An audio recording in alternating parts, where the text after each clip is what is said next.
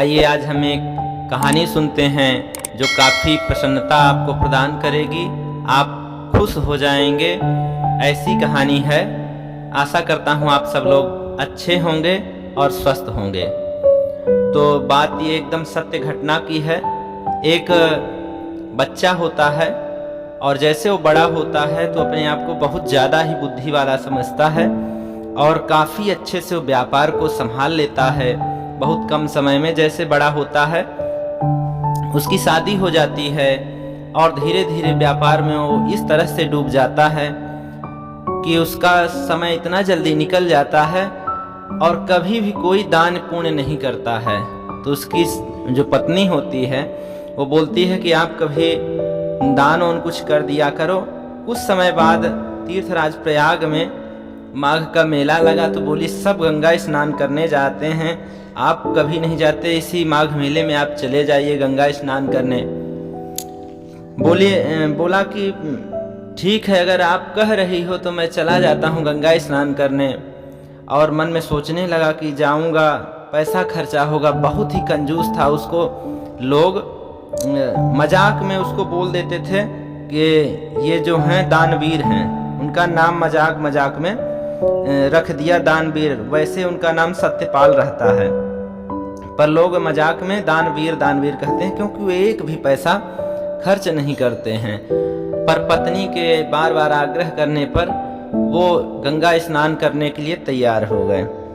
और जब चले तो सोचे कि गाड़ी से जाऊंगा तो ज़्यादा पैसा खर्चा हो जाएगा, इसलिए वो पैदल शाम तक वो पहुंच गए।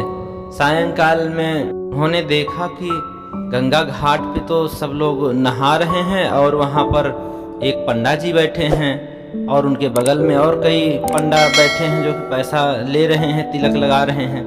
बोले वहाँ नहाऊंगा तो कुछ न कुछ तो पैसा देना पड़ेगा। तो उन्होंने सोचा कुछ ऐसा उपाय करता हूँ कि पैसा भी न लगे और गंगा स्नान भी हो जाए। तो उन्होंने जिधर मरघट घाट होता है बगल में ही, वहाँ पर कोई भी नहीं था।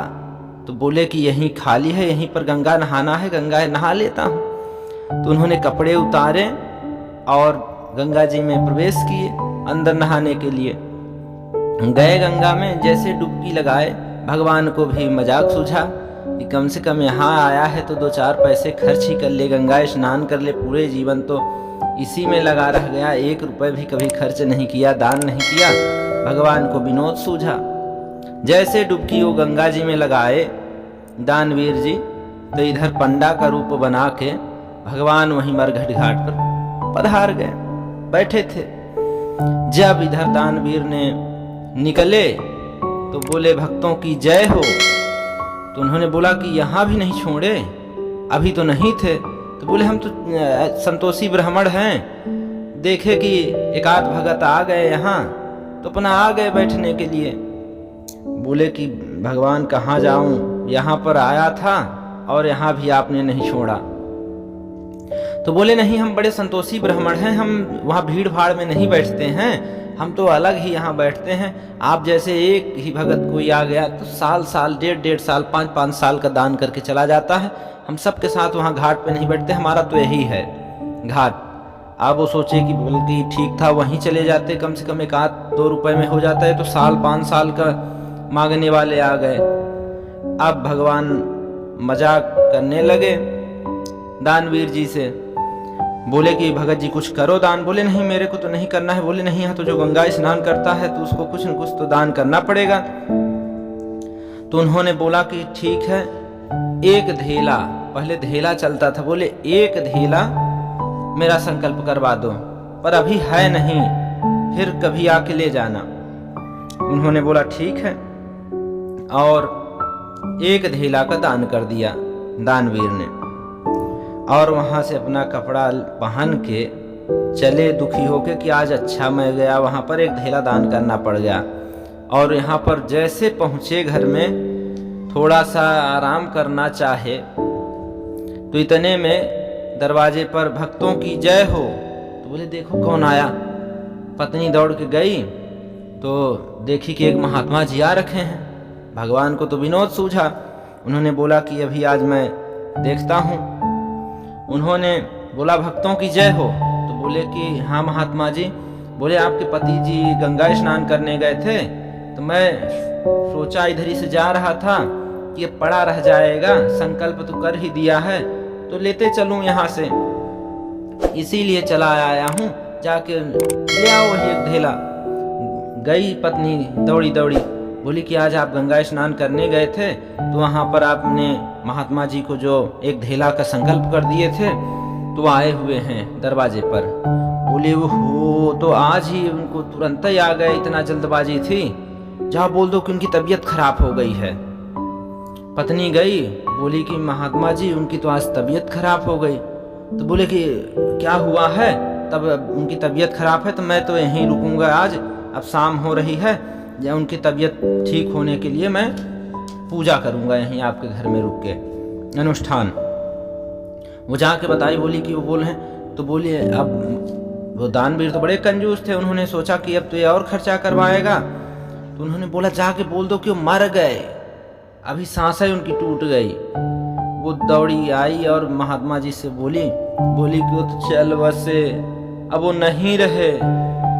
तो भगवान तो सब अंतर्यामी हैं, उन्होंने विनोद की भावना बोले अरे आज ही मैं उनका बना था पंडा और आज ही वो चल बसे, तो अब कहाँ तुम भागोगी। ठीक है, कौन टाल सकता है होनी को, मैं ही अभी सब गांव वालों को बुला देता हूँ।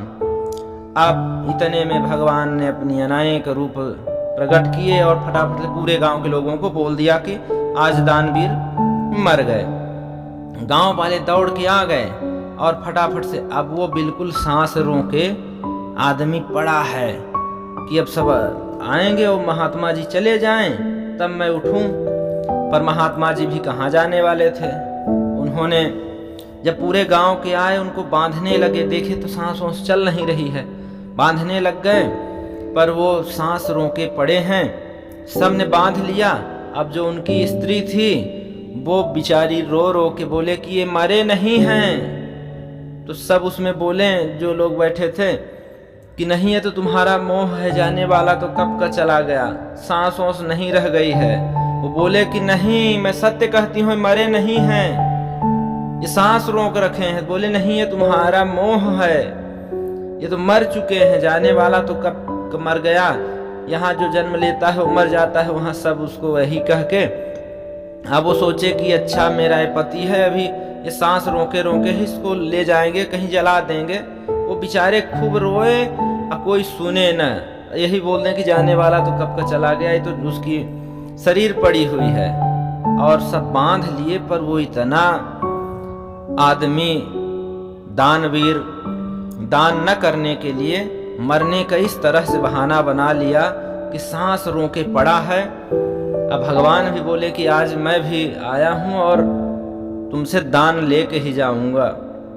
अब सब कुछ हो गई प्रक्रिया और लाद लिए लकड़ी पर, कंधे पर, राम नाम सत्य है करते हुए जब ले गए वहां पर, नहला धुला के चिता पे रख दिए।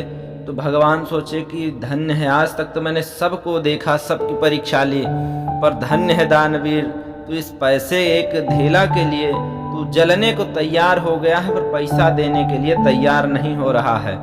भगवान बोले ऐसा है कि रहने दो, मैं ब्राह्मण हूँ, मैं थोड़ा सा कान में कुछ मंत्र फूंकूंगा, जो पाप है इनका नष्ट होगा।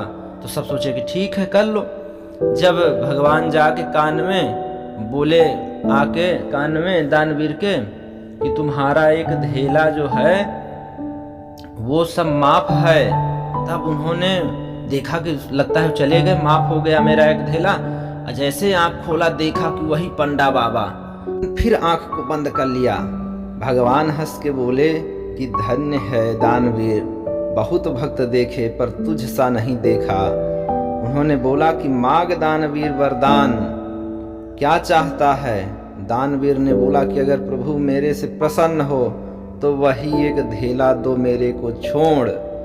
तो भगवान ने बोला कि धन्य है दानवीर, एक ढेला मेरी तरफ से तू मुक्त है, और बहुत ही युगों तक ये कहानी हमेशा याद की जाएगी तेरे नाम से। ऐसा मेरा आशीर्वाद है कि तेरा नाम अमर रहेगा इस तरह से हमारे दानवीर पैसा में इतना अपने मोह कर लिए थे, कितने कंजूस थे कि वो जलने को तैयार हो गए पर वो एक धेला देने को तैयार नहीं हुई। भक्तों, इसी तरह से हम भी मोह में पड़े रहते हैं। यहाँ हमारा कुछ भी नहीं है, जो कुछ प्राप्त करते हैं यहीं पर प्राप्त करते हैं और यहीं पर रह जाएगा। अगर एक सुई के बराबर कोई बोल दे कि हम ले जा पाएंगे तो उसकी भूल है, वो कदापि यहाँ से कुछ ले नहीं जा पाएगा। यही सत्य है, पर पता नहीं इतना ज़्यादा मोह क्यों होता है। यही माया, जो समझ जाते हैं वही संत हैं, नहीं समझ पाते हैं तो हमेशा कष्टों को भोगते हैं। जो आप कर्म करो, कर्म के लिए मना नहीं कर रहा हूँ, कर्म करो, पर कर्म में इतना ज़्यादा आसक्ति हो जाना वो सबसे खराब है। तो ये कहानी का माध्यम यही था कि आप लोग भी जहाँ पर ज़रूरत है, जैसी ज़रूरत है उसको ज़रूर ही आप करें और जीवन में खुशियों को प्राप्त करें, प्रभु की भक्ति में लगे रहें। प्रभु से यही प्रार्थना करता हूँ कि आप लोग स्वस्थ रहें और सदैव खुश रहें।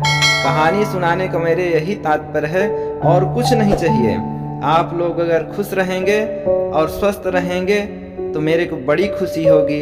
अगर ये कहानी आप लोगों को अच्छी लगती है मेरी, तो ज़रूर ही चैनल को हमारे सब्सक्राइब करेंगे।